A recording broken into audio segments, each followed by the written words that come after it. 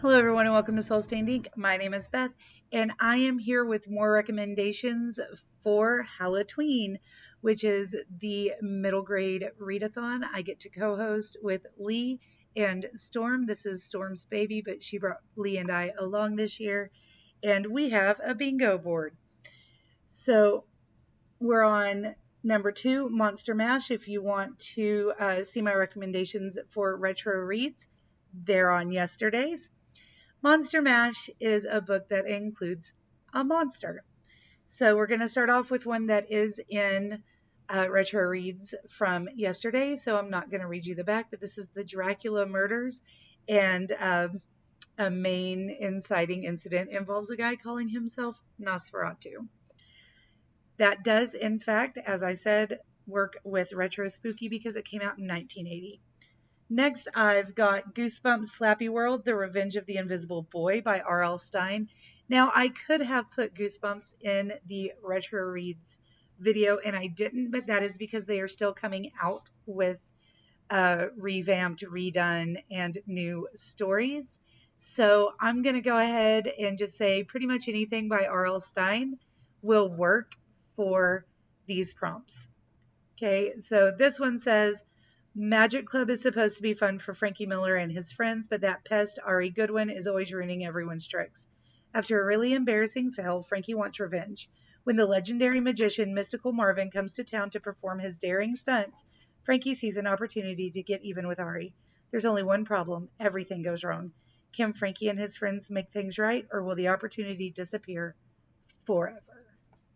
All right, next I've got Buffy the Vampire Slayer New School Nightmare. This is the first in the Buffy the Vampire Slayer graphic novel adaptations. I've got the first two. I love these so much.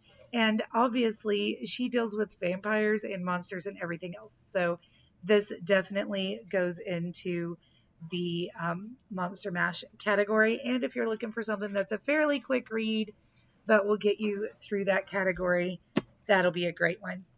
Next, I have N.D. Wilson's 100 Cupboards.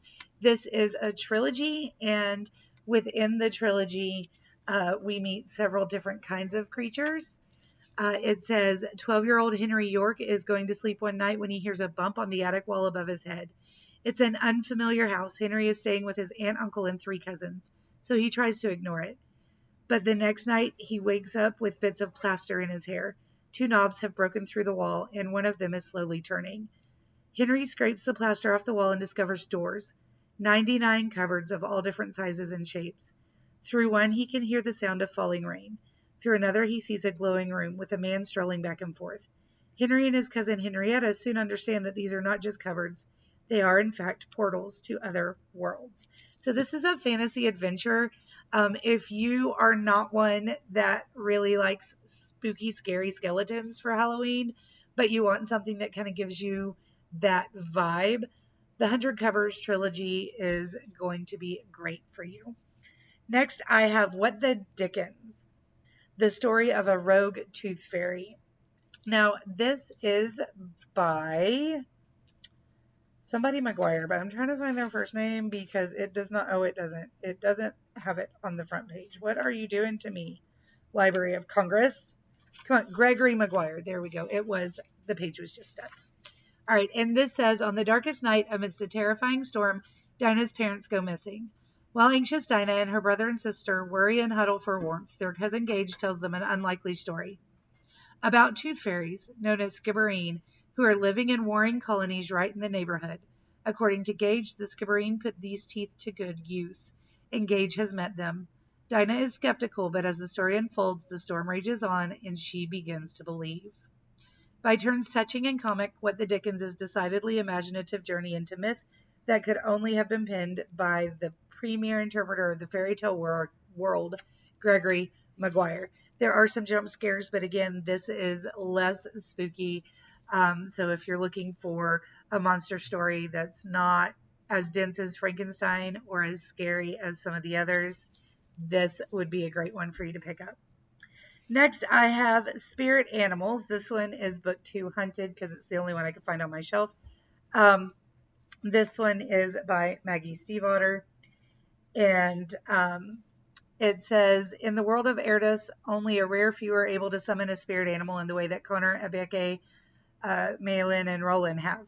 The bond they share with their animals is a partnership that allows them to access more than human abilities. But what if there was another way to create a spirit animal? To force the bond, giving the human partner total control. What if someone with selfish intentions was offered this gift with a catch? The four young heroes have barely had time to come together as a team, and their own spirit animal bonds are still greatly untested. Now they face a brutal confrontation against an enemy who will break any rule to defeat them. All right, so again, this is less spooky, more fantasy based, but it does have some of those elements and monsters in a sense. Next, we have Cinders and Sparrows by Stefan Bachman. That says Stefan, not Stephen, Stefan Bachman. This one is fairly new, actually. I think it came out in 2020. Yeah, it came out in 2020. So you may not have seen it yet. But in a witch's house, nothing is as it seems. When a scarecrow climbs over the garden wall, delivering 12-year-old orphan Zita Bridgeborn a letter saying she has inherited a distant castle, she jumps at the chance of adventure. But little does she know that she was about to be thrust into a centuries-old battle between good and evil.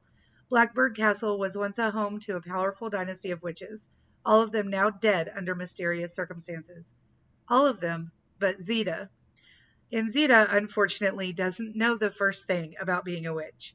As she begins her lessons in charms and spells with her guardian, Mrs. Cantanker, Zita makes new allies, a crow, a talking marble head, two castle servants just her age named Bran and Minifer, and the silent ghost of a green-eyed girl. But who is friend and who is foe?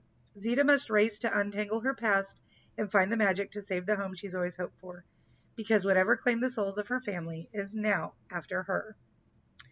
So this book is a coming-of-age story, obviously, about an orphan finding a home and family. And she also fights like an evil witch, and there's monsters in there, and, you know, a freaking scarecrow that comes to life and comes to find her. So there are monsters in there, and this one is more creepy skeletons, if you will. Next, we have Crenshaw.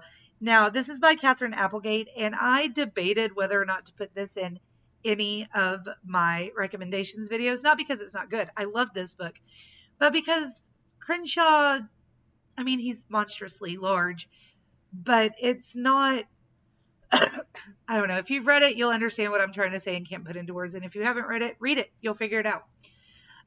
This is about Jackson and his family, and they have fallen on hard times.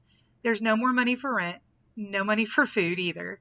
His parents, his little sister, and their dog may have to live in the minivan again. Crenshaw is a cat. He's large, he's outspoken, and he's imaginary. He has come back into Jackson's life to help him, but is an imaginary friend enough to save this family from losing everything. So again, this is one that has some of those spooky vibes. This is a monstrous imaginary friend cat. So if you're not looking for the creepiness, this might be what you're looking for. Instead, I'll accept you using Crenshaw as a monster, though he's really probably not. And then finally, I have Night Books and the follow-up Grave Books. These are by J.A. White, and these are pretty creepy. So in the first book, we have Alex. Alex sneaks out in the middle of the night. He becomes imprisoned by the witch Natasha in her magical apartment. Another child in the apartment, Yasmin, assures Alex she's already tried every means of escape. Only Natasha holds the bone keys that lead back to their world, and she'll never part from them. But Natasha likes stories, and Alex's only chance for survival is to keep Natasha satisfied by reading her one of his own hair-raising tales each night. Except Alex is running out of time and original stories, and he's desperate for a way out of this twisted place. He's loved stories his whole life, but he knows most of them don't have a happy ending. This one, spoiler alert, you think has a happy ending, but then we got Grave Books, and I was so surprised because this book ended in a way where you were like, they're done, they're free. Why could we possibly need this? But it's amazing. So this is kind of a retelling of 1001 Nights. And then this one kind of goes along with that. Um, I'm not going to read you the synopsis for that. If you haven't read Night Books, I don't want to spoil anything. So those are the books that I've got for you for the bingo board prompt of Monstrous. Let me know if you've read any of them, if you're going to read any of them. And I will be back tomorrow with recommendations for prompt number 3, which is a creepy cover. Have a great day, guys. Stay safe.